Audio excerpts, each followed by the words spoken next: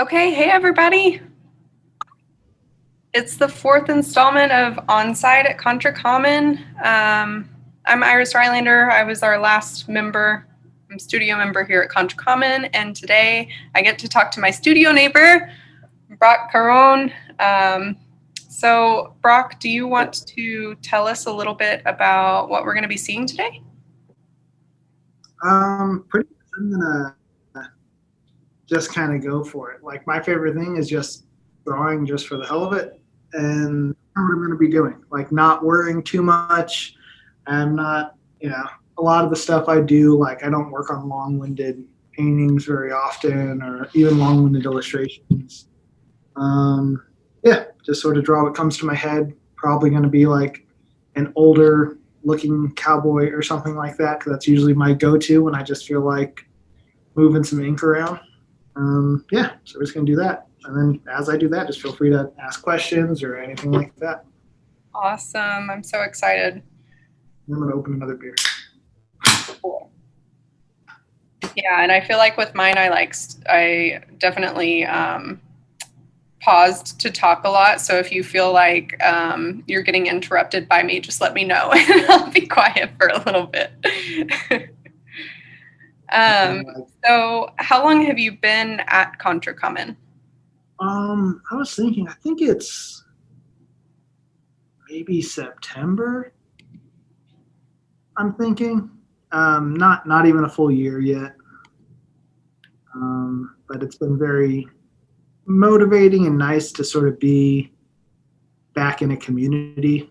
I feel like that was one of the things that and I feel like I hear this from a lot of people. You miss it after you're in school and you build a community, or you build a community outside of school with certain friends. But I've moved around also some, so it's just nice to sort of like have those people to bounce ideas off of, see other people working on stuff, all that good stuff. Yeah, I agree. This is the first, physical space that I've been a part of an art community again since college. And it is so great to just be surrounded by creative people, and it really does help your practice. It's awesome. Yeah. Also, Kelsey says all the months in 2020 count as double. So you've been at Contracommon for twice the amount of time. And this is a good time to remind our lovely guests, thank y'all so much for joining. If you want to see like a larger view of what Brock is working on, you can hover over the three dots on his window, click on it, and you can put pin or spotlight. There's also an option to hide non-video participants, so that'll make all of our squares a little bit bigger. So just a couple of tips there. And as we're just watching Brock do his thing and chatting, if anybody has any questions, please drop them in the chat. We want to hear your questions. Yeah.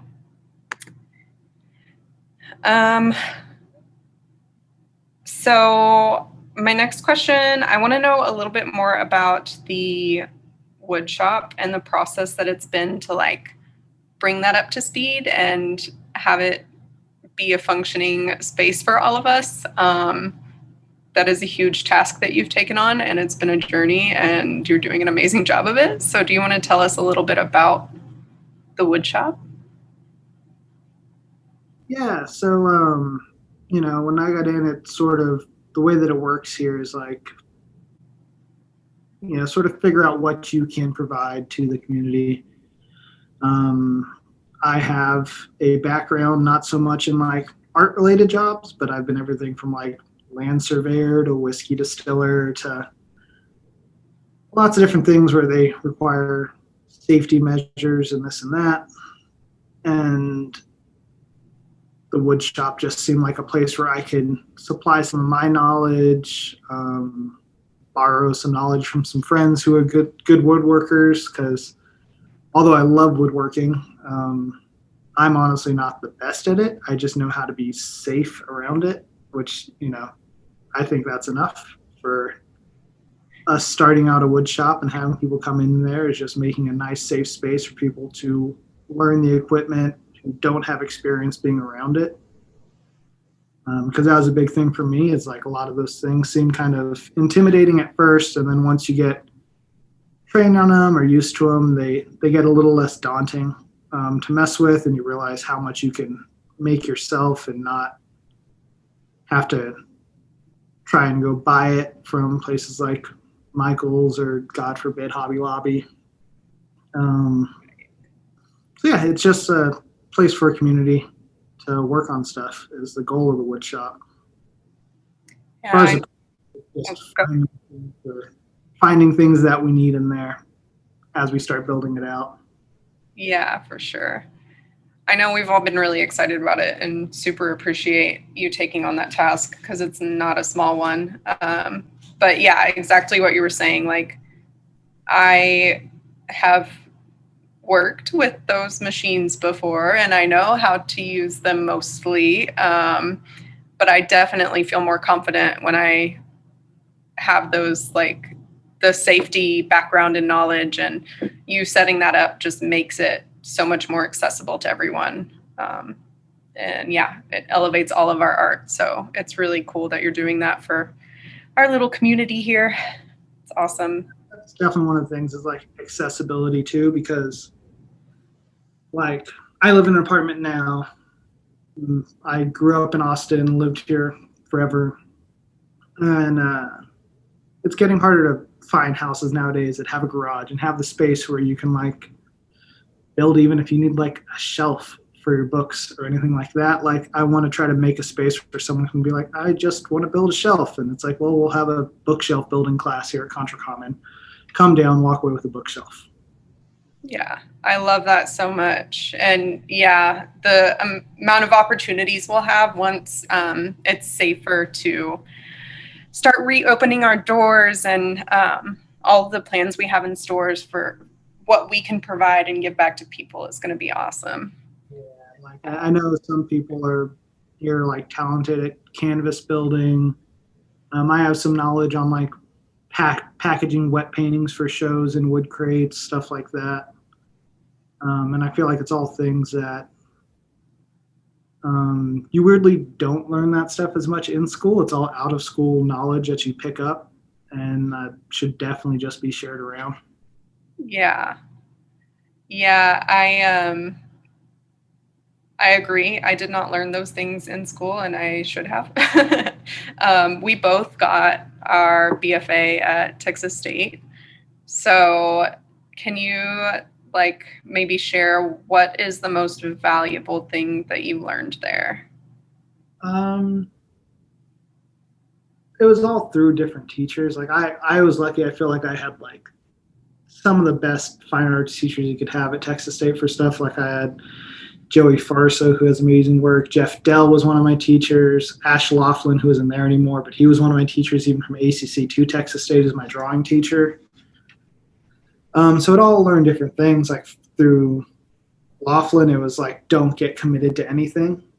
Like just, go for it. And even if you worked on it for 2 hours, if it's not going in the right direction, like, for him, he was like, there are mistakes you can make in art. Don't waste your time and just start something else. So I feel like that's where I picked up my like more like some people say like prolific work of just like making stuff and making stuff and making stuff. And like, I don't fret over one thing for too long and just make something else. Jeff Della was just being organized and clean when I print, which was very important and took me a while. And I still have issues like, doing a linoleum print, and then I'll, get ink on the paper as I'm trying to transfer it over and stuff. And then same with Joey, just like pushing yourself to try new things, try new materials. All of them push me to work large, which I'm now getting back to. But like, they all pushed me. They were like, go bigger, go bigger. Like you work quick, so might as well go big. So yeah, it was great. That's awesome. Yeah. I had Dell too. He tore me up a little bit in a good way. I learned a lot. But yeah, definitely was pushed. Michelle in the chat said, would 3D printing be something that at some point could be available as another skill set similar to woodworking? It all depends on what sort of funding that we're able to manage. Like, I would love to do it. I feel like there's some people here, like Alex, that possibly have more knowledge on like 3D printing assets, and I would love to see some of my like funny little character designs turned into like desktop figurines. Yeah. I'm not against it. You know, if we could figure out how to do it, I'd go all in and give it a shot. Yeah. Yeah. I think we've had conversations about it. And it's kind of like on our wish list, but it's definitely not at the top of it. We're working on some like a large format printer and some larger things for like printmaking, which of course I'm really excited about. And Brock does quite a bit of printmaking too. So We can get a printing press in here and then set up a little mini screen printing station. I'd be pretty excited. I would cry. It'd be awesome. Kelsey says she wants to add a CNC router to the wood shop at some point. Oh, that'd be amazing.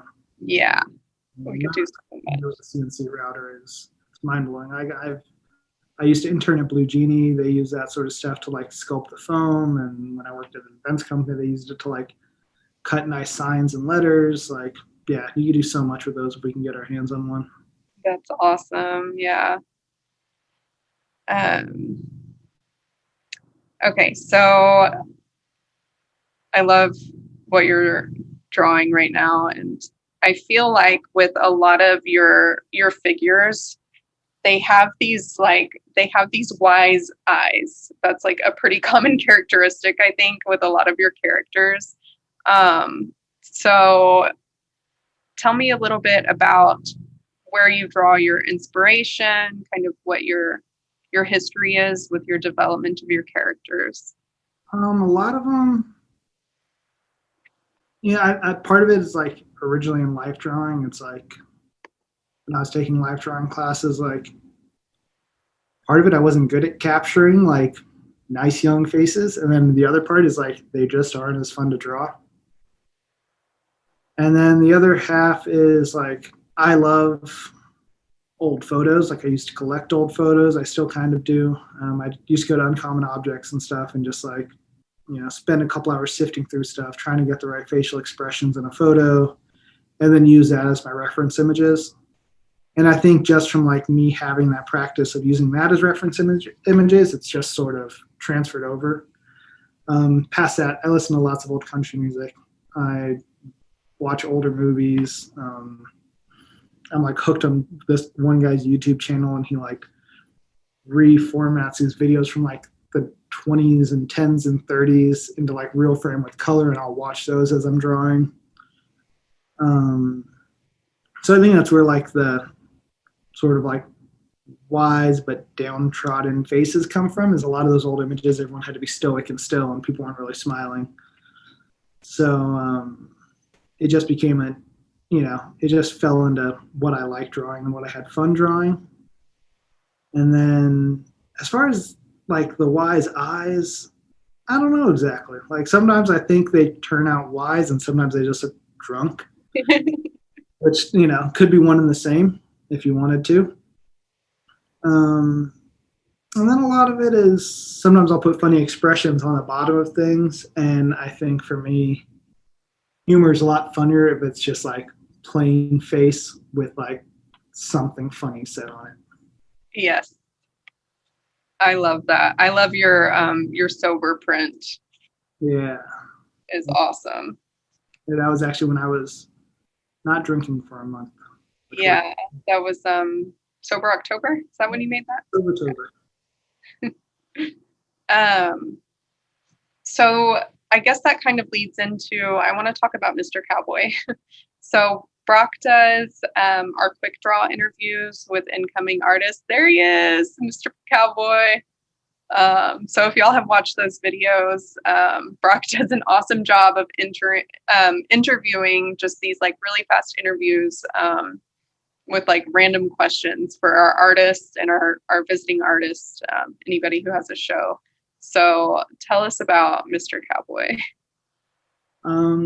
Yeah, so that was more of a it's almost like the power of embarrassment. Like I didn't want to be on camera. Like even now, I'm like, I don't want being on camera. And I want to do these interviews with artists because I think it's fun. And one of my favorite artists is a painter, printmaker, puppeteer named Wayne White, and he does similar style puppets. And I was like, well, I'll just make this little guy. And I actually made him a while ago. And then whenever I was asked to do these interviews, I was like, oh, well, I'll just use him. So I don't actually have to be in front of the camera. And originally it was supposed to be, it was kind of like more ridiculous questions. So I didn't want to ask like some of those questions because like in the end, it's not serious to begin with. Some of it's like, you know, favorite snack, like who would you kill in this set of people? Like kind of strange questions. So as that character, it was a lot easier for me to ask it in a funny way. And the artists that I have done it with have been like, oh, that was like way better than other artist interviews I do because there's no pressure. Yeah. I'm like, yeah, because the puppet is more embarrassing than you're ever going to be. So that's how that worked into fruition, I guess. That's awesome. I love it. I know the first time we tried it, or I was the first interview that we tried with Mr. Cowboy, and I had my own puppet. And then we interviewed again with my face, and I was, Not a lot of people did puppets. It was. And we were like, well, can I do the one puppet to puppet interview? And we were like, maybe not. Maybe one day we'll do like a previously unreleased. We'll see. So Rachel asked, do you ever draw or paint anyone that you personally know? Sometimes as like, I haven't done it in a while. It's like sometimes as like a joke, I would draw some of my like friends if we were all just like sitting around or something like that. But most of the time, no, because most of my people look, like I said, downtrodden and drunk. And the few times I've tried to capture friends, I'm kind of like, I'm sorry, here. But I'm still like, that doesn't look like you. Oh, that's awesome. I don't know. I feel like I would, like, if you ever want to paint me as downtrodden and drunk, I would love to see what that looks like. I think that would be awesome to see. Done it like, I guess I have drawn, like I'm actually working on a t-shirt for Blake Whitmire. He's like a country guy here in Austin. And that has his image on it. And like, it's drawn very nice, I think. And I've done the same thing for one of my other country singing friends, Devin Jake. And I pull it off. I feel like when it comes to graphic design, it's almost like my brain splits. Like I'm like, I can work very clean and I can make it look very nice and very approachable. And then when I'm like, I'm going to make something on my own, it usually just goes this whole other route of like funny downtrodden looking people. I love, in your personal art, I mean, I call it like the roughness of it.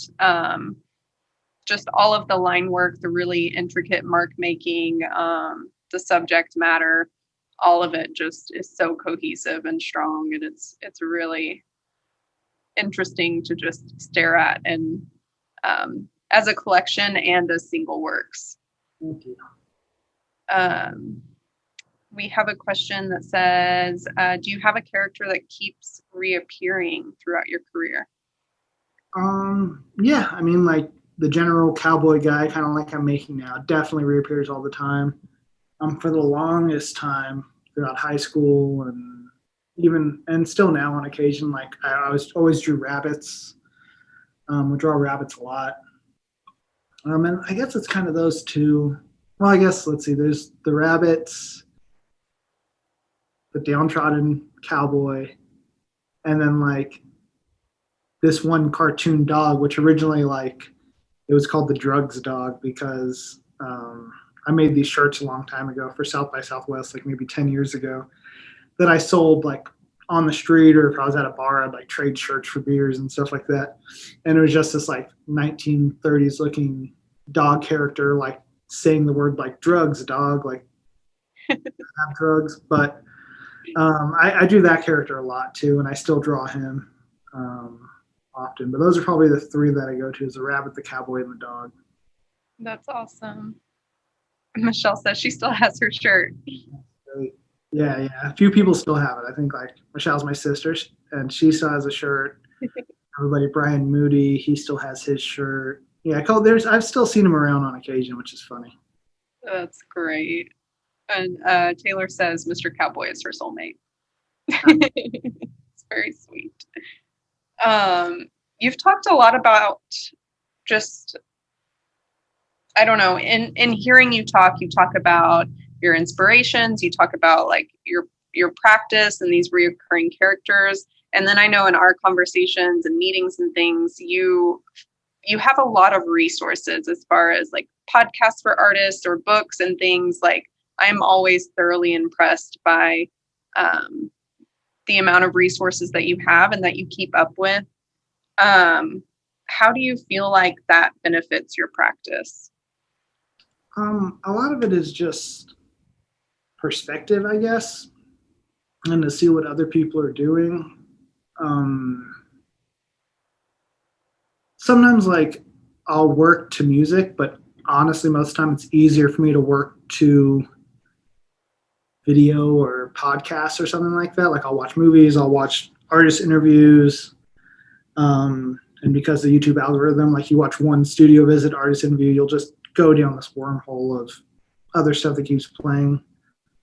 And that's probably how I learned most of it, or through friends who are also like, a lot of my friends who are like more heavily into the graphic design realm have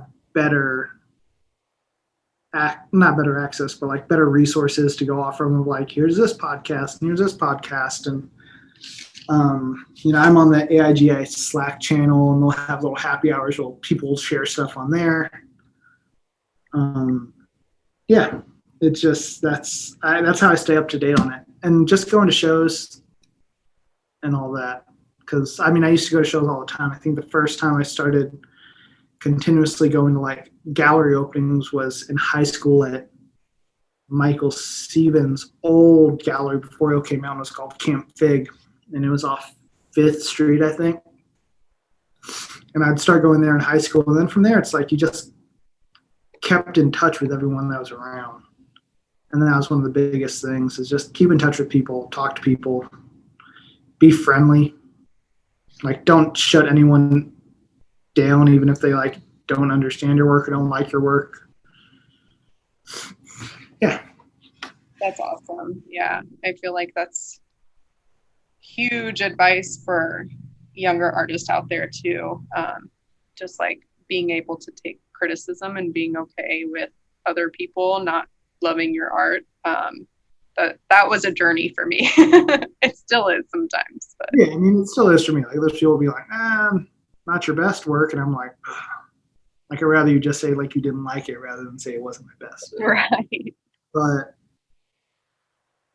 yeah, it's funny. I feel like the biggest thing for like, if I was gonna say to like younger artists, I feel like I'm still young, but it's like,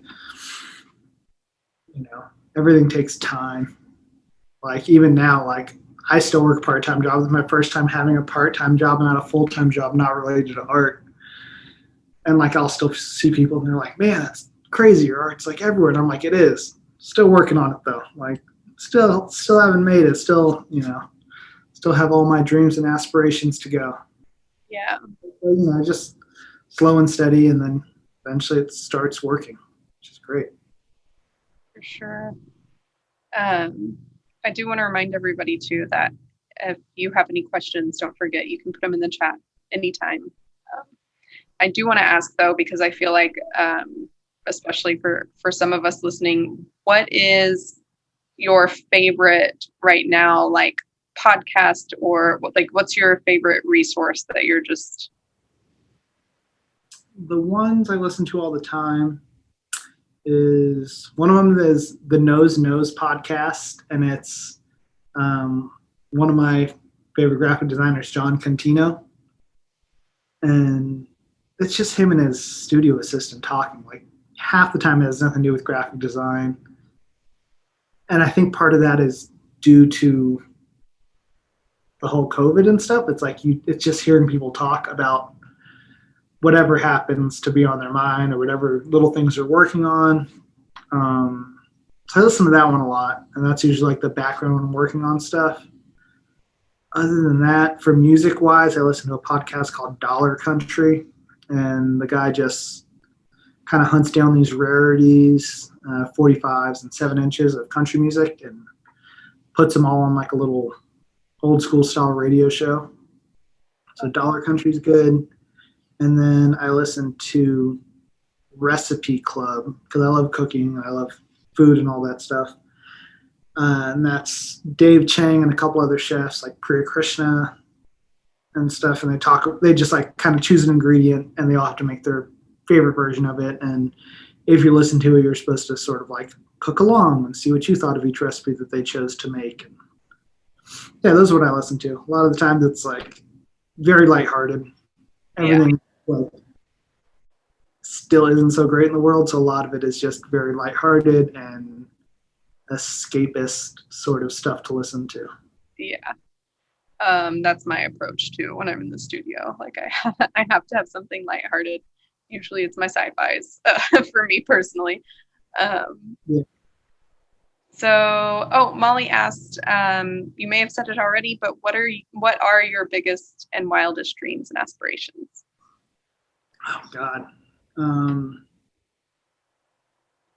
I mean, I've been asked this before. Like, my wife wants someone to ask me, like, what would be like the dream scenario? And for me, it's like, I would love to like wake up and know that I have some show in some gallery set for a month and look at my emails and someone's bothering me about like, you need this skateboard design by the end of the week. And I'm like, oh shit, like I got to get on that. And then like other emails of people being all like, you got that shirt design? Like that's like weirdly the dream, like nothing crazy. Like I just want to make a living doing what I love doing. Yeah. And that right now, that's the dream. Like I don't have dreams of my paintings being in the MoMA, but I want to make a living off of what I'm doing. Yeah. I think Molly says, man, so true. You said it. Yeah. And I feel like I constantly see, and not even just from your feed on Instagram, but just like, oh, that looks like Brock's stuff, or like, oh, that's Brock's thing. And like your friends say that it's like all around town. It's very cool. What's been your favorite illustration project to date? The first Odd Duck Almanac I did was a lot of fun. Like there were some complications with people that published it. So I stepped away from the second one, but like the project in whole was great. And I think the execution of that book like turned out amazing. Like I was flipping through it a couple days ago and like the way the illustrations were laid out, I thought was great. And like, you know, it was fun to work on such like a vast project.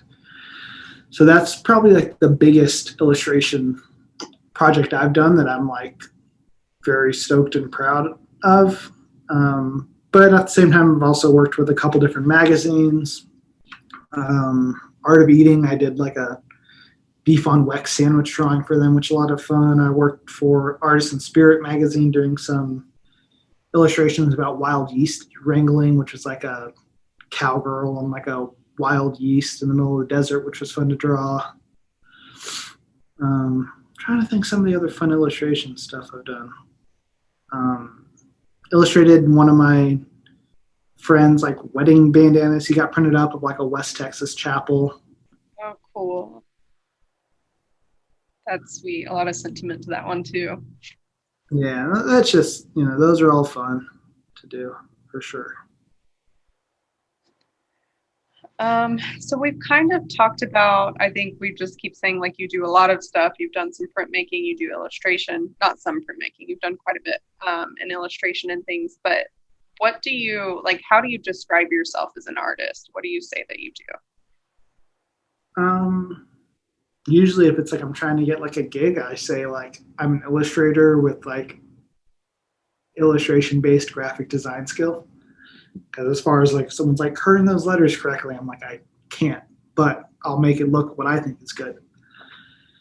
Um, that's pretty much it. Because I'll do everything from murals, sign painting, graphic design. Like I'll take on any project. I'll try to do it. I recently just did some animations for a musician, Lindsay Bitson, out of California, that's going to be on Spotify soon.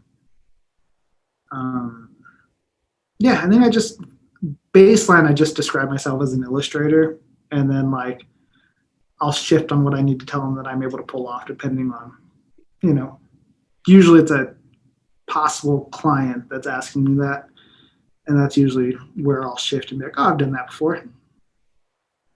That's great. Yeah, I feel like you just do it. You just do it all. I've definitely seen that. Like, it's pretty incredible just seeing the variety of work that you pull off in a short amount of time too. Like, I feel like um, with many artists, with myself included, like I kind of move through phases of things that I work with in my art. And you're like, you can do a project that looks like this and like this and like this back to back. And I think that sort of fluidity and flexibility in your work is really impressive. Well, it's funny because, well, thank you first, but also it's like there's people that like they'll come up with an idea for a project or a series. Like, I mean, you or Taylor, even Alex on some of his stuff. It's like this is like the series of these that look like that. Like, I'm so bad at keeping up with that. Like, I've tried to be like, I'll do a series of these, and then like two in, I'm like, I'll go do something else now. So like, I feel like the way that you feel about my like changes and jumping around is the way I feel about someone that can like really stick to a style. And I'm like, oh, one day I'll do that. For the record, it is a challenge sometimes. Like sometimes I get really bored with it. Um, but that presents its own set of opportunities, I guess. Yeah. Um, Ionis asked, did I miss the BFC Clubhouse you did?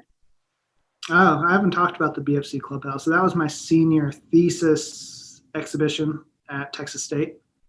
And it was an 8 foot by 8 foot square where I made a mythical motorcycle art gang called the Broken Fingers Club, which is kind of where this comes from.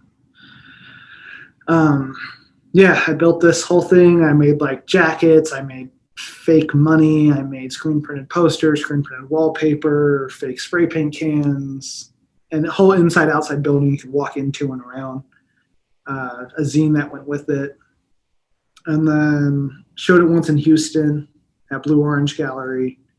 And then it cost too money to transport to Blue Orange Gallery, and I couldn't just tote this thing around my whole life, so chopped it up and threw it in a dumpster and just kept some parts of it. But then, after college, met up with a bunch of friends. We lived in a place we ended up calling the Compound, and then we made the Broken Fingers Club an actual art collective. So we threw art shows. We still do zines. It's a whole mix of like illustrators, painters, photographers, um, skateboarders, BMXers, whatever. And it's kind of just like that other sense of community. Like it's always just good to have community, and that one just happened to sort of come to fruition after I made this fake club. It turned out to be real after a little while. That's so awesome. Yeah, I did. I mean, I've seen your little Broken Fingers Club sign, and I've seen some of your posts about the collective, but I didn't know it had that history. That's really cool. Molly asked, what's your preferred scale? Right now, like this is like nice because it's easy. But I do love working large. I think eventually I'll get back there. I think I was, from moving around and not having a studio space for a while, and I was working smaller. Like I'm still comfortable in this realm because a lot of the stuff was like keep it on a small desk, keep it in my backpack. And slowly here now with the studio, like the painting behind me, I'm slowly working up to work bigger. Once I get that wood shop sort of like rocking and rolling, I'll probably start cutting up some bigger cutouts like the one that's above my head and doing stuff like that. Yeah, I know you're kind of in talks with with our gallery director, Kelsey, about a duo or a solo show. Have you had a chance to think any more about what that would look like? I have so many like thoughts on what I'd want to do that it's almost like I have to have a meeting with Kelsey and be like, which one? For sure. Yeah, there's one of the ones that I was thinking about, which like Kelsey's watching. This may be new to her, but I was thinking of doing a show called Generally Everything because I like drawing these old general stores, old signs and stuff like that. To do one big painting slash 3D-ish thing of a general store, and then like a bunch of illustrations of like patrons and items and little sculptures of what could be sold there, and weird T-shirts saying that you visited this general store and all that. So, and I feel like it would be funny to have it in a place like this that's like a shopping center, where people being like, "What is this place?" They sort of sell stuff. It's kind of strange. So that's kind of what I've been playing with in my head a little bit. I think we are all freaking out at that idea. Kelsey says, yes. And Taylor said, build me a general store in the media room. I think it'd be a lot of fun to like sort of play off the fact that Contracommon is in a shopping center. Yeah, I love that so much. People that randomly stroll in something to shop and they'd be like, "Ugh, I don't want to buy it, but this is weird." Maybe they'll buy it. That'll be great. Any chance we get to like keep confusing patrons of the Galleria. Yeah. So Iorna said you did enjoy graffiti art. A lot of your friends did too. Yes, I did. I did graffiti for a while, and I'm gonna say like I did graffiti badly. Like I wasn't a good graffiti artist. And what's funny is talking to more graphic designers and stuff now. A lot of them are like, "Oh yeah, I did graffiti." Like it wasn't for me. It's just like I still like it. I still appreciate it. I just wasn't that good at it. But it's influenced scale. It's influenced color for sure on things that I do. Not so much this, but like the sign above my head and some of the brighter pinks and blues, like that's all, spray paint can colors that like popped for me. And the lettering styles. So yeah, it was definitely an influence. Glad I stepped away when I did, because I had friends who got like busted, and then I'm like, oh, I'm too old for that now. I'm not going to get in trouble for that. I wouldn't know how to explain it. Just be like, yes, I'm a 30-something-year-old man that had my skateboard and I was spray painting in a ditch. Be like, get the hell away from here. Stay young. Gotta stay young. So you did talk a little bit about your hand painted signs, and then you mentioned your lettering up there as well. I am so fascinated by hand lettering. It's not a skill I had. It's a skill I've tried many times, but I don't have it. Can you tell me just a little bit about like your journey and how much you had to practice to get as good as you are? Yeah, well, it's funny because like even for my lettering, like I still think my lettering looks very amateur compared to some of the people that I look at. And it's always sort of mind blowing to me. Like I've done some designs, like one of the ones I recently did, where it's like just write it in your handwriting, and I'm like, okay, but that's weird. That's just my handwriting. But they're like, no, it's got a certain thing to it. And I think that was it. Like I just had fun with letters. Funny sayings always stood out to me. And then yeah, definitely the graffiti influence. But yeah, growing up, like I never had a good signature. I still don't have a great signature. It's just my name, like with the letter staggered a little fancy. But as far as like a journey for it, I don't think I ever really like, I end up getting some calligraphy books and like would do like one page of practice and be like, oh, this is boring. Like, I don't want to do this. So a lot of it more came from like looking at graffiti styles on how I got my lettering, like looking at like old like Chicano, California graffiti and looking at, Philadelphia hand style graffiti, which is crazy. And then old woodblock prints for like bold letters and stuff. And that's pretty much it. Like I'm still practicing sign painting. Like I'll do practice. I have a thing right up here. It's like basic sign painting strokes because like I know I'm not good yet, and like there's people in Austin like Good Snake and Manning Signs that like I watch them do their work and I'm like, man, how do you do that? And like, you know, eventually I want to get that good. Yeah. And the designs are great and like everything just looks so clean. And I think the reason that I got more drawn to it to practice it is like I like old signs, and they're also the things that stick around for a long time and are durable. And I always want to make my art most of the time. Like if it's not on paper, like it's on wood that I covered with polyurethane, and like you can't scratch it and you can't mess it up. And like that's the only way I'm going to keep anything safe. Because I've made paintings on canvas and stuff, and they only last about 2 years because I'll lean up against a wall, and I'm like, there it goes. Like I put a dent in it. If it's on wood or anything like that, like it lasts forever. Yeah, I love that. And I do love too, I mean, you said it's just kind of your own handwriting, but it definitely fits in well with that like roughness that I keep using to describe your work, and the fact that it's on wood, like it just all plays so hand in hand. And your color choice, like it just still baffles me that you can make so many different things, like a variety of things, but they all still are recognizably you. That's so cool to me. Yeah, some of the wood stuff, like I used to paint on wood all the time, but it was more like plywood or old skateboard ramp wood. That like, because I had friends who built skateboard ramps and stuff, so I'd take the scrap wood and paint on that. Then I became good friends with the Austin artist Brian Phillips, and he uses a bunch of like salvaged wood and like vintage wood, and like he was nice enough to actually give me some wood as like a welcoming, like a little box of wood scraps as a welcoming gift to the studio here that I've used for some of the paintings I've done.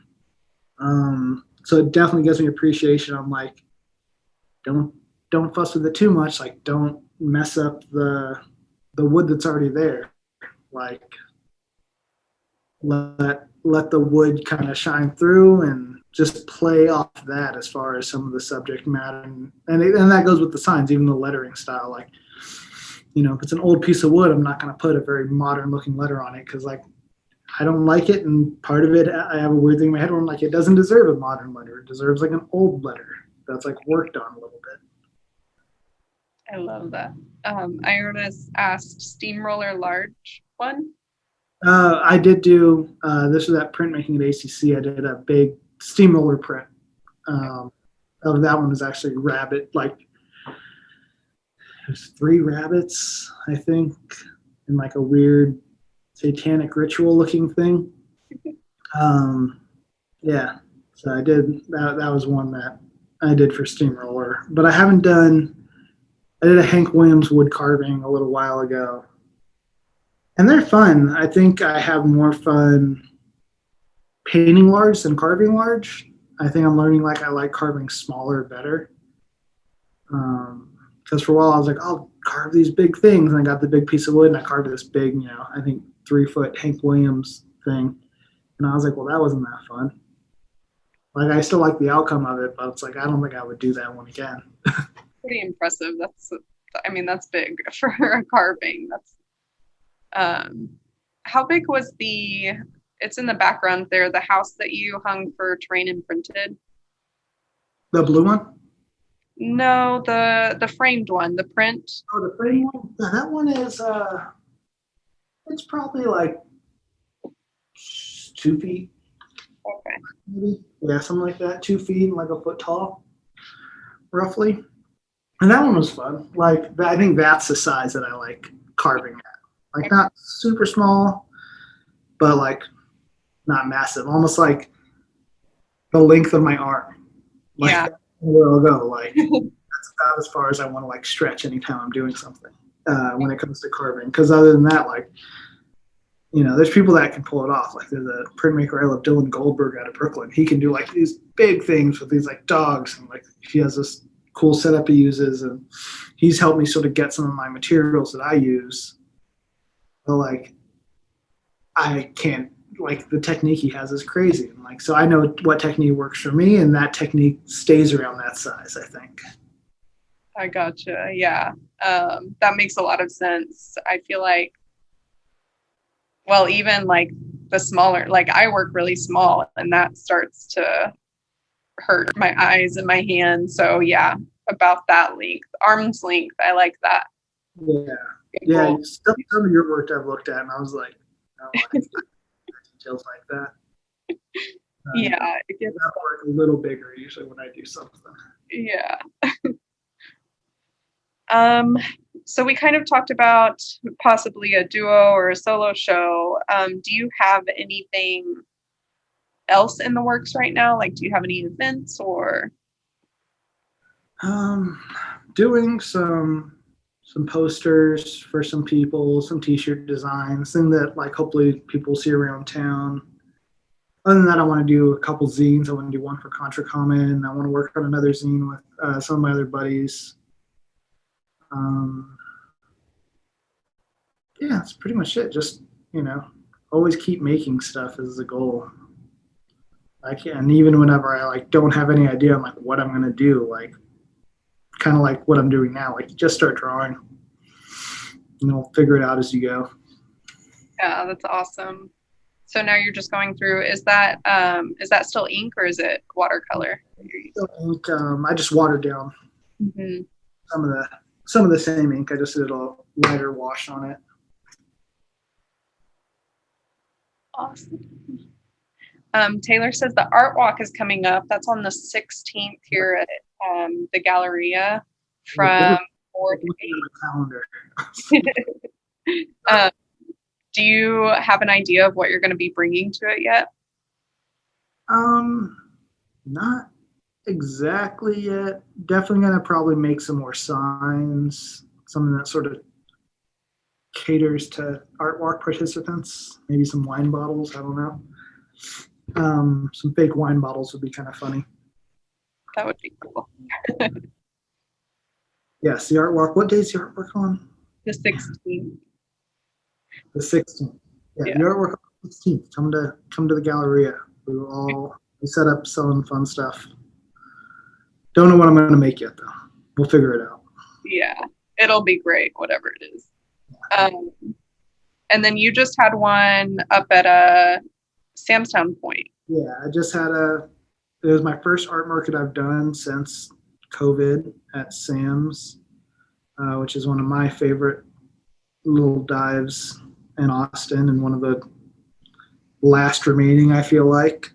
And that was good. It was all outdoor and, I'm still trying to be as safe as I possibly can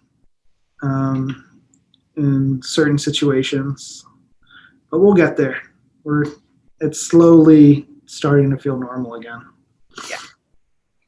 Yeah, I think my challenge right now is, with the vaccines coming out, it's starting to feel a lot safer and a lot more normal. And I have to remind myself that even though I'm feeling that way, it doesn't mean it's quite there yet. So I need to restrain myself a little bit. Yeah, there are times even at that show where I'd be like standing around and be like, I should put my mask on. Like, there's people standing here. But I'll figure it all out. Yeah. We will be masked up.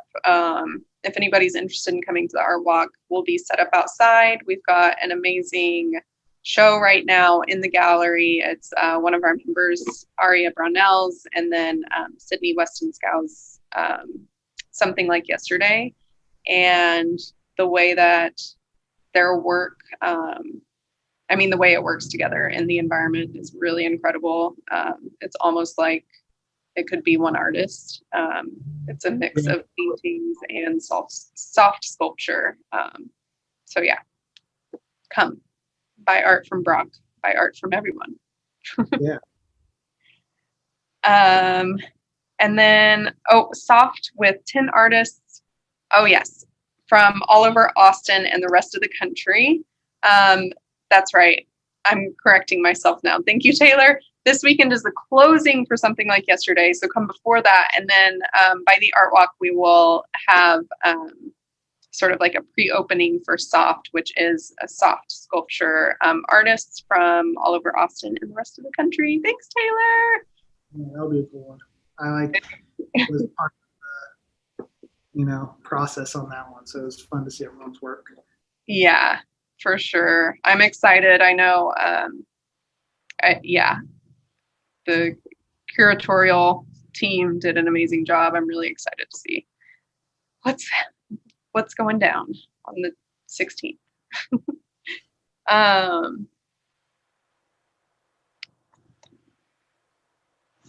I'm reading my list of questions, y'all.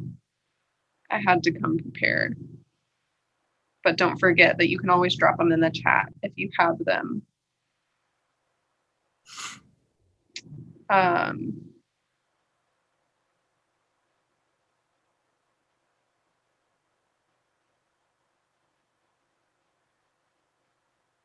Oh, Kelsey asked, what's your favorite graphic novel? Oh, God.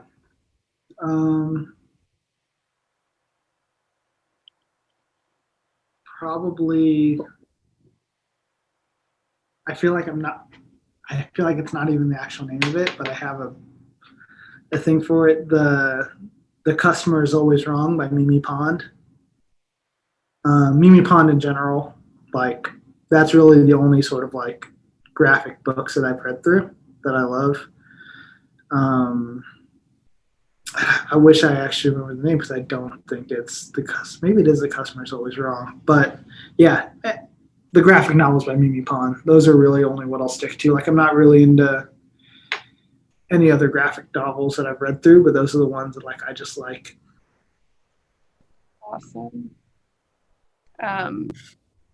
Yeah, I don't know that I'm familiar. Well, not that that's surprising. I don't read a lot of graphic novels either. I'm learning to read more through Alex, which has been a really awesome kind of journey. But this I highly recommend that one. American Splendor, I guess, is the other one that I like. Cool. And both of those are very almost like, I'm not into superhero stuff. I'm not into fantasy stuff. Like, The Customer's Always Wrong is about Mimi Pond working at a restaurant and like life kind of sucks.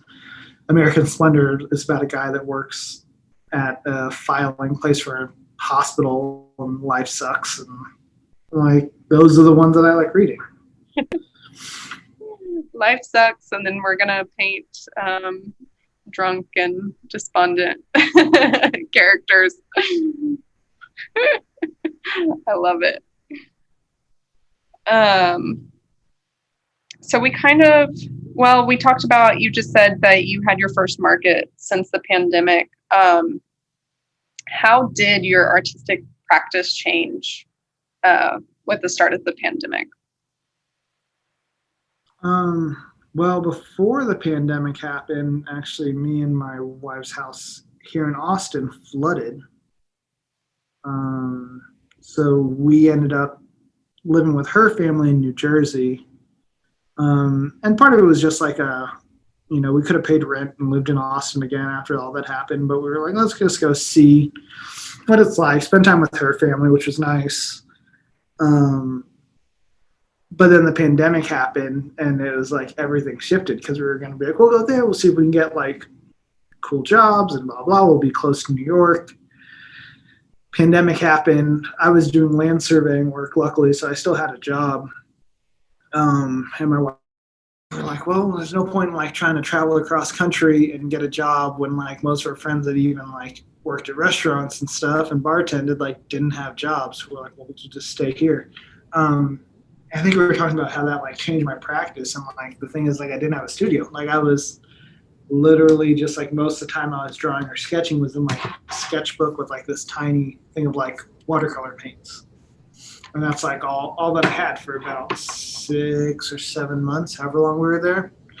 So getting back to Contracommon, that's when I actually got to start making work again, pretty much.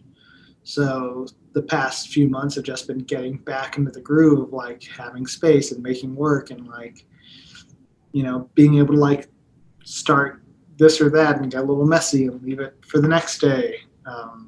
So yeah, pandemic changed my work, but also like the flood before pandemic happened almost changed it more. Right. So, I mean, we did kind of talk about like vaccines are rolling out and things are starting to feel safer. What is your like dream as far as what we as members of Contracommon can do? Because we did start during the pandemic. Like, what do you want to do with Contracommon once it's safe enough to fully open? I would love to have, in-person crit group, but also keep the digital crit group because, Contracommon is a little farther for some people. So I feel like it would be fun. It'd be fun to do like a in-person crit group once a month, and then like once a month or every couple of months do like a crit group where we get people from even other states.